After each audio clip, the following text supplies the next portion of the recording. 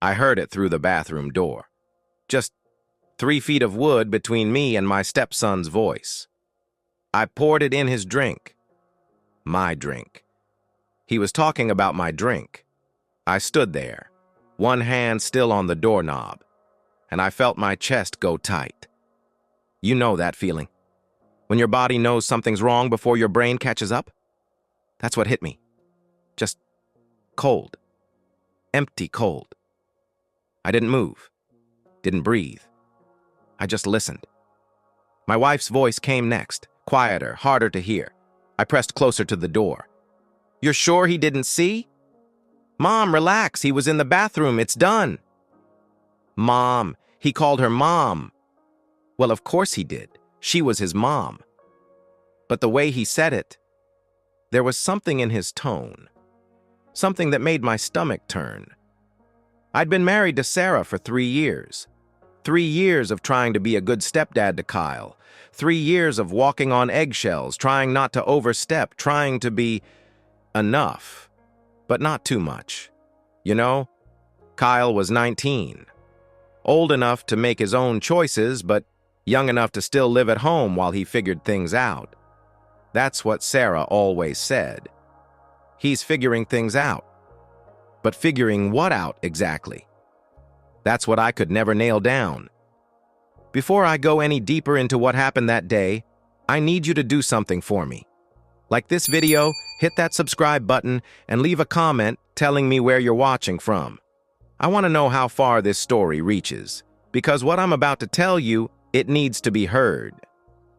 Kyle was polite enough, distant but polite. We'd have dinner together, watch TV sometimes, and he'd nod along to whatever I said. But there was always this wall, this invisible thing between us that I couldn't break through. And Sarah? God, Sarah. I loved her. I really did. But lately, things had been off. She'd been stressed, she said. Work was hard. Kyle was going through something. She needed space. I gave her space. I always gave her space. But space doesn't explain why your husband's drink gets tampered with. I finally opened the bathroom door. Slowly. My heart was pounding so hard I thought they'd hear it. I stepped into the hallway and there they were, standing in the kitchen. Kyle had his back to me, hands in his pockets. Sarah was facing him, arms crossed, and when she saw me, her face changed. Just for a second. A flicker of something. Fear? Guilt? It was gone before I could be sure. Hey, she said, smiling, too bright. Feeling okay? Yeah, I said. My voice sounded normal. I don't know how. Yeah, I'm good. Kyle turned around, gave me a nod. Dinner's almost ready, Sarah said. Emma's coming over, remember? Emma, Kyle's younger sister, Sarah's daughter from her first marriage. Emma was 17, still in high school, and honestly, she was the only one in this family who ever made me feel like I wasn't some kind of intruder. She'd joke with me, ask me about work, actually seem like she cared. Right, I said. What time's she getting here? Any minute now. I walked past them into the kitchen. My glass was still sitting on the counter. Whiskey. Neat. Just like I'd left it 10 minutes ago. I stared at it. It looked normal. Completely normal. But I kept hearing Kyle's voice in my head. I poured it in his drink. I picked up the glass, held it up to the light. Nothing. No cloudiness, no residue, nothing floating in it. Maybe I was being paranoid. Maybe I'd misheard. Maybe... No. No, I hadn't misheard. I knew what I'd heard. Sarah was pulling a casserole out of the oven, humming to herself like everything was fine. Kyle was setting the table, moving slow, methodical, and I was standing there holding a glass that might have been poisoned, or drugged, or something. I set it back down on the counter, carefully, like it might explode. You okay, babe? Sarah asked, glancing over her shoulder. Yeah, I said again. Just thinking. Well, stop thinking and help me set the table.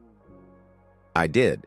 I moved like a robot, putting down plates, forks, knives. My mind was racing. What do I do? Do I confront them? Do I call the police? Do I just leave? But if I was wrong? If I'd misunderstood God, what if I was wrong? That's the thing, you know? When you love someone, you want to be wrong. You want there to be some reasonable explanation, some misunderstanding. You want to believe the best, even when every instinct in your body is screaming at you to run. The doorbell rang. "That's Emma," Sarah said, wiping her hands on a towel. She went to answer it, and I heard Emma's voice, bright and cheerful, echoing through the hallway. "Hey, Mom! Hey, Kyle!" She came into the kitchen, backpack slung over one shoulder, and gave me a big smile. "Hey, Dan!" "Hey, kiddo," I said. She dropped her bag by the door and went straight to the fridge, pulling out a soda. That's when the idea hit me. It came out of nowhere. Or maybe it had been building the whole time, I don't know. But I looked at my glass on the counter, and I looked at Emma pouring her soda, and I thought, what if I swapped them? What if I gave my drink to someone else? Not Emma. God, no. Not Emma. But Kyle's sister. If something was in that drink, if Kyle had done something, would he let his own sister drink it? My hands were shaking. This was insane. This was crazy. But I couldn't stop thinking about it. I waited until Sarah and Emma were talking, laughing about something that happened at school. I waited until Kyle stepped outside to take a phone call. And then I moved. Fast. Quiet. I took my glass, walked over to where Emma had set her soda on the counter, and I switched them. My whiskey next to her plate, her soda next to mine. It took 3 seconds, maybe 4. No one noticed. No one saw. I sat down at the table, my heart hammering in my chest, and I stared at that glass of soda like it was a bomb. What had I just done? Kyle came back inside, slipping his phone into his pocket. "All right," Sarah said, setting the casserole in the middle of the table. "Let's eat." We all sat down, Emma across from me, Kyle next to her, Sarah at the head of the table, and me. Me with a glass of Coke in front of me instead of whiskey. Emma reached for her drink. My drink.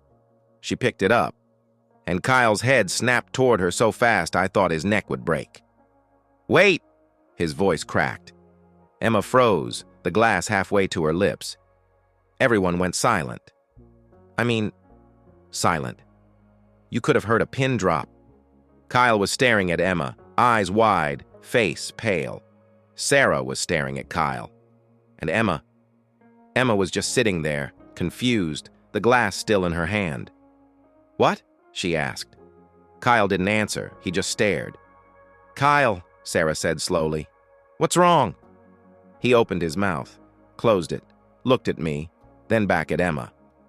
That's not your drink," he finally said. Emma looked down at the glass. "Yeah, it is," she said. "I poured this like 2 minutes ago." "No," Kyle said. His voice was shaking now. "No, that's Dan's drink." Everyone's eyes turned to me.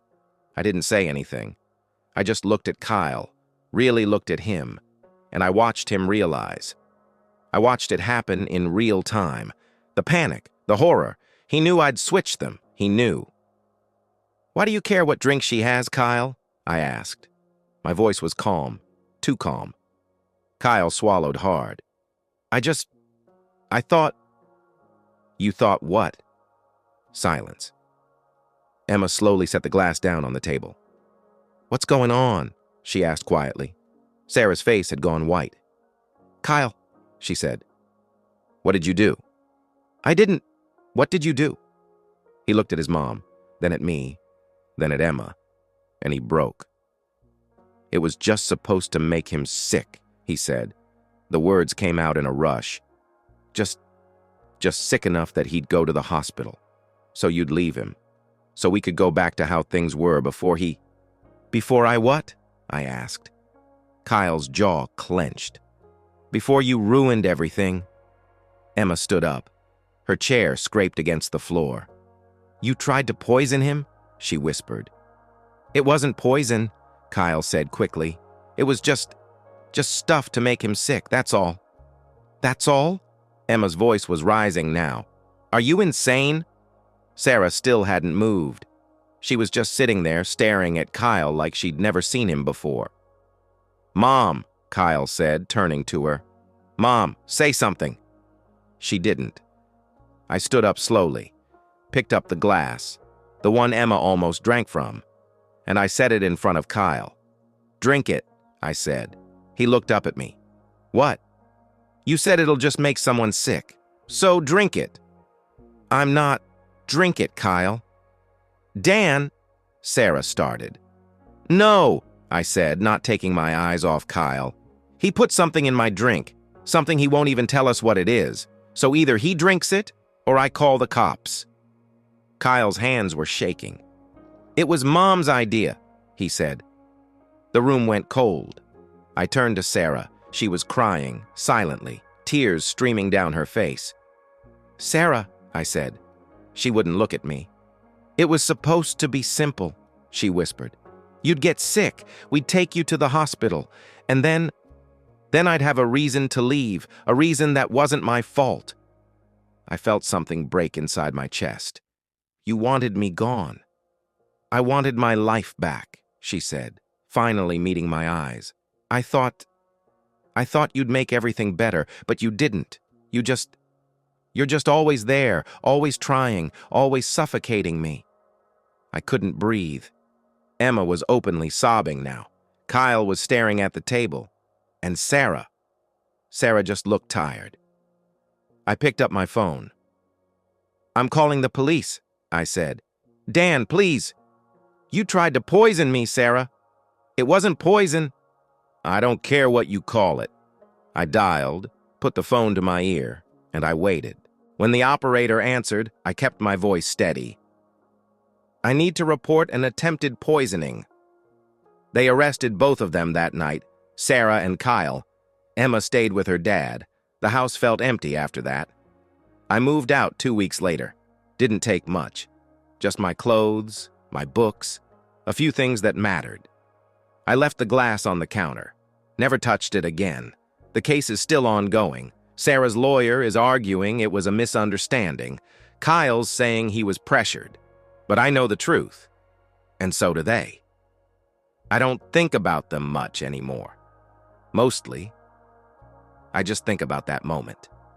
The silence, when Kyle realized what I'd done. When he knew his sister almost drank what he'd meant for me. That look on his face. That's the moment I knew I'd survived. Not because I swapped the drinks, but because I finally saw them for who they really were. And I walked away.